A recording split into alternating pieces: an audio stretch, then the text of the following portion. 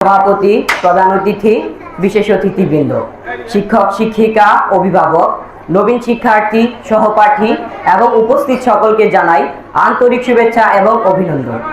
আজকের এই বিশেষ দিনে আমরা একই সাথে পালন করছি অনেকগুলো গুরুত্বপূর্ণ অনুষ্ঠান: মহান বিজয় দিবস, নবীনবরণ এবং বার্ষিক পরীক্ষার ফলাফল ঘোষণা। প্রিয় নবীন শিক্ষার্থীরা, তোমাদের চোখে আজ স্বপ্ন, মনে আছে অজানা পথের কৌতূহল। এর প্রতিষ্ঠানই হবে তোমাদের দ্বিতীয় ঘর, যেখানে শেখার পাশাপাশি গড়ে উঠবে বন্ধুত্ব, চরিত্র এবং আত্মবিশ্বাস। নবীন হওয়া দুর্বলতার কিছু নয়, বরং শেখার সবচেয়ে সুন্দর সময়। প্রিয় শিক্ষার্থীরা, প্রশ্ন করতে ভয় পেও না, জানার আগ্রহ রেখো। তোমাদের প্রতিটি সাফল্য আমাদের আনন্দ, প্রতিটি ভুল আমাদের দায়িত্ব। বিজয় দিবস উদযাপন।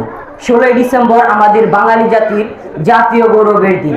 1971 সালের 9 মাসের দুর্বার সংগ্রাম, লক্ষ লক্ষ শহীদের আত্মত্যাগ এবং বাঙালি জাতির বীর সন্তানদের অদম্য সাহসের বিনিময়ে পেয়েছি আমরা স্বাধীন বাংলাদেশ। প্রিয় শিক্ষার্থীরা, বিজয় দিবস কেবল আমাদের উৎসবের দিন নয়, এটি আমাদের মনে করিয়ে দেয় দায়িত্বের কথা। সততা, দেশপ্রেম এবং মানবিকতা দিয়ে দেশ গড়াই শহীদদের প্রতি প্রকৃত শ্রদ্ধা। বার্ষিক পরীক্ষার ফলাফল। আজ এখানে প্রকাশ হবে আমাদের বার্ষিক পরীক্ষার ফলাফল।